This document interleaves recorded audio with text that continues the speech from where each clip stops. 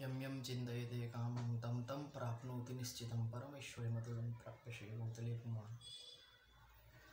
यदा यदा हि धर्मस्य ग्लानिर्भवति भारतभ्युत्थानमधर्मस्य तदात्मानं सृजाम्यहं पवित्राणाय साधूनां विनाशाय च दुष्कृतान् धर्मसंस्थापनार्थाय सम्भवामि युगे युगे।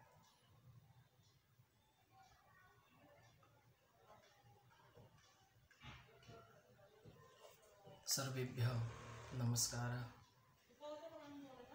अभी जो मास यानी कि मकर संक्रांति के दिन जो स्नान होता है, उस स्नान का बहुत महत्व हमारे विष्णु पुराण के अंदर बताया गया है। विष्णु पुराण के अंदर का जो मार्मिक है, जो महात्म्य है, वो मैं आपको बताना चाहता हूँ कि विष्णु पुराण के अंदर ऐसा बताया कि जो मकर संक्रांति के दिन भगवान स्वयं देवी देवता सभी ऋषि मुनि उस तीर्थ यानी कि प्रयागराज के अंदर आकर स्नान करते हैं, और उसी दिन हम वहाँ पर जाकर प्रयागराज में भी स्नान करते हैं तो पापों से मुक्ति होती है, मन में संशय की प्राप्ति होती है।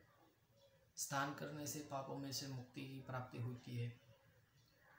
तो एक शुक्ति है कि अगर किसी का भाव नहीं है और वो अगर आग के अंदर भी चलेगा तो जल ही जाएगा, लेकिन किसी का भाव है, मन के अंदर भाव की उत्पत्ति है और वो आग के अंदर चलेगा तो उसका पैर नहीं जलता। हमने कई दफ़े वो चीज़ को सुना भी है, किसी से ज्ञात भी किया है, और हमारे जीवन के अंदर समीप में ही किसी का ऐसा एक उदाहरण बना हुआ है कि भाई उसने वो कार्य किया, उसके अंदर भाव नहीं था तो उसको फल की प्राप्ति नहीं हुई, और उसने वो छोटा कार्य किया लेकिन उसके पास जो भी मन के अंदर भाव था, जो भाव से किया तो उसको फल की प्राप्ति हुई है। भावो ही विद्यते देव तस्मात् भाव ही कारण। भगवान भावना से प्रेरित है। मन के अंदर अगर भाव की उत्पत्ति नहीं है तो कोई भी कुछ भी कर लो, कितनी भी पूजा कर लो, शास्त्र में ऐसा बताया कि दान कर लो, यज्ञ कर दो, यज्ञ आदि कर दो, होम आदि कोई भी बड़ा कार्य कर लो, लेकिन मन के अंदर भाव की उत्पत्ति नहीं है तो आपको उस फल की प्राप्ति नहीं होती है।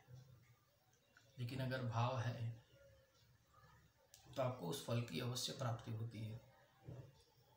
तो एक भाव की ये छोटी सी एक चर्चा के बाद हमारा जो पूर्व आयोजन टॉपिक है आज का, कि मकर संक्रांति के दिन स्नान। मकर संक्रांति के दिन स्नान प्रातः काल के अंदर सूर्योदय के साथ या सूर्योदय के पहले करने से पुण्य की प्राप्ति होती है, फल की प्राप्ति होती है। शरीर में से रोगों की उत्पत्ति जो होती है, वो रोगों में से उत्पत्ति को हटाने का कार्य उस दिन के दिन स्नान करने से, गंगा जी के अंदर, यमुना जी के अंदर, नर्मदा जी के अंदर करने से पापों में से मुक्ति की प्राप्ति होती है। लेकिन शास्त्र के अंदर, विष्णु पुराण के अंदर ऐसा बताया है कि केवल प्रयागराज के अंदर, यानी कि जहाँ माता गंगा रानी, गंगा देवी का जो वाहन है, वहाँ पर जाने से, स्नान करने से पापों में से मुक्ति की प्राप्ति होती है। शरीर में से ये पापों में से मुक्ति का उद्देश्य से ज़्यादा रोगों में से मुक्ति का उद्देश्य है। इसके लिए विष्णु पुराण के अंदर भी ऐसा ही लिखा है कि उस दिन स्नान करने से रोग में जो भी उत्पत्ति होती है उसका नाश उस दिन स्नान करने से होता है।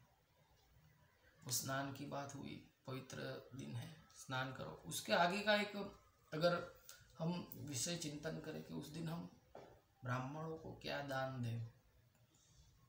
अगर हमको दान देना ही है, ब्राह्मणों को दान देना है, किसी ऐसे व्यक्ति को दान देना है कि जो कार्य के लिए हमें प्रेरित कर सके। किसी के पास ज़्यादा है और उसको हम दान देंगे तो शास्त्र ऐसा व्यर्थ बताता है, लेकिन ब्राह्मण को दिया हुआ दान कभी व्यर्थ नहीं,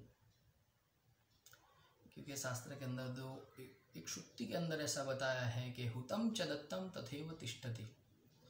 जो यज्ञ के अंदर आहुति दी है और जो ब्राह्मणों को दान दिया है, वो आपके जीवन के अंदर कर्म ज्योति के साथ भगवान के पास जब जाते हैं कृष्ण धाम के अंदर, तब वो हमारे साथ आता है।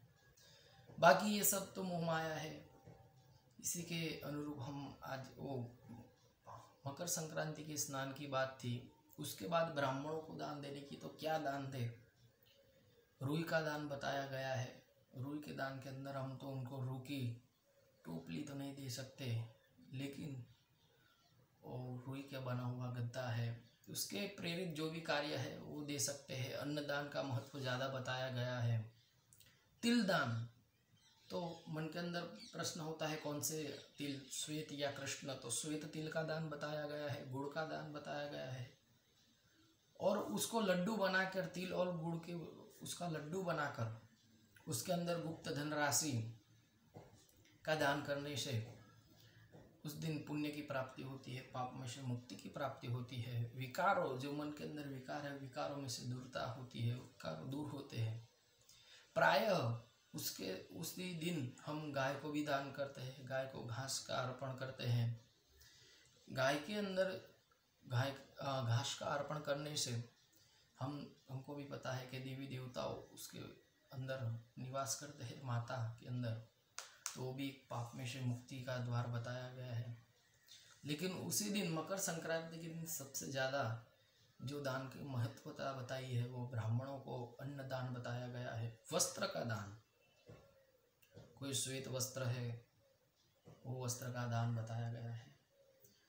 ये सभी जो मैं आपको बता रहा हूँ ये कोई मेरे अंदर से उत्पन्न की हुई रचना नहीं, लेकिन विष्णु पुराण के अंदर जो लिखा हुआ है, शास्त्र के अंदर जो लिखा हुआ है, उसी की मैं एक रचना, उसका प्रारूप छोटा करके, क्योंकि उसके अंदर तो बहुत बताया गया है, लेकिन समझ के लिए बस इतना ही हमको जानना है उसके अंदर कि उसी दिन ब्राह्मणों को वस्त्र का दान करना है, अनाज का दान कर सकते हैं, गुड़ का दान कर सकते हैं। अगर ज़्यादा संपत्तिशाली है और हम वो सोचते हैं कि हमारे लिए ये दान थोड़ा सा कम है, कोई दान छोटा बड़ा नहीं, लेकिन मन से ऐसा है तो एक गृह का निर्माण कर कर ब्राह्मण को दान करना उसी दिन उचित बताया गया है। रुई का दान पूर्व बताया, कोई फल है, कोई भी फल लेकर ब्राह्मणों को दान कर सकते हैं।